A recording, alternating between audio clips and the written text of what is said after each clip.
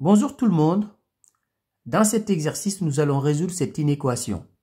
Alors, pour résoudre cette inéquation, on va d'abord résoudre les deux équations suivantes.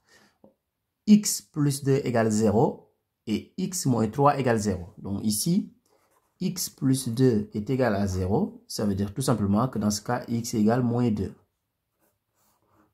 Et on fait la même chose. Donc x moins 3 est égal à 0. Ça veut dire tout simplement que x est égal à 3.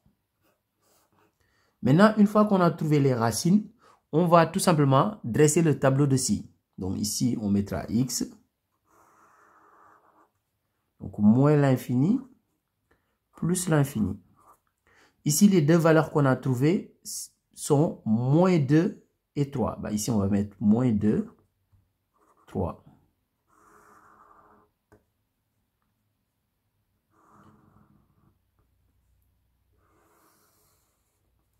Alors, ici, on mettra x plus 2.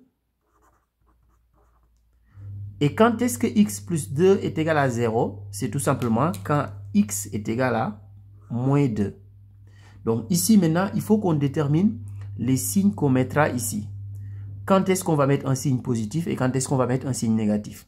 Donc si, par exemple, je prends dans cet intervalle, si je prends n'importe quel nombre, si je calcule ici, je dois connaître le signe et je le mettrai là. Donc si je prends par exemple 3, si je remplace ici x par 3, ben, j'aurai 3 plus 2 qui est égal à 5. 5 est un nombre positif. Ça veut dire que après le 0, ici je mettrai plus, et devant le 0, ici je mets moins. Alors, je vais faire la même chose maintenant pour x moins 3. Donc, x moins 3. Quand est-ce que x moins 3 est égal à 0? X moins 3 est égal à 0 lorsque x est égal à 3. Alors, maintenant, je vais voir où on va mettre les signes. Donc, ici, est-ce qu'on mettra un signe plus ou un signe moins? Donc, on prend ici un nombre qui est plus grand que 3 et on va calculer x moins 3 pour voir si le résultat est positif ou négatif. Ici, par exemple, je peux prendre 5. Si je prends 5 ici, dans cet intervalle, parce que 5 est plus grand que 3, donc, si je remplace x par 5, j'aurai 5 moins 3, ce qui est égal à 2. 2 est un nombre positif, ça veut dire que à droite de 0, ici, j'aurai un signe plus, donc là, j'aurai moins et moins. Et là, je vais faire le quotient. Donc ici, je vais faire x plus 2 sur x moins 3.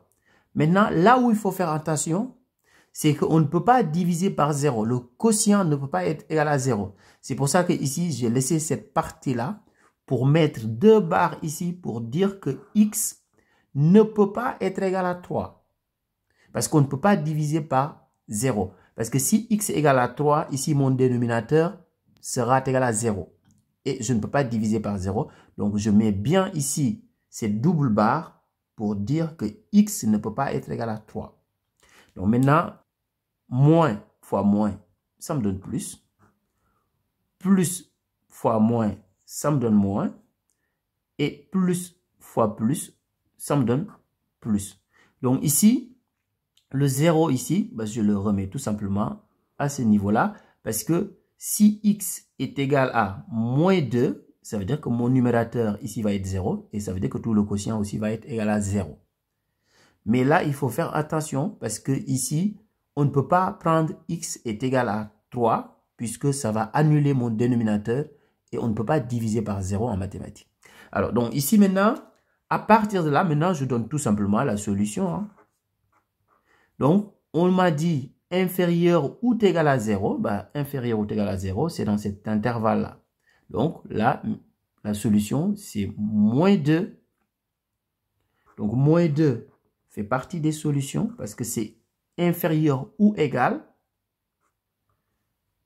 3 et 3 est exclu. Donc, 3 ne peut pas être une solution. Donc, voilà notre résultat. Au revoir.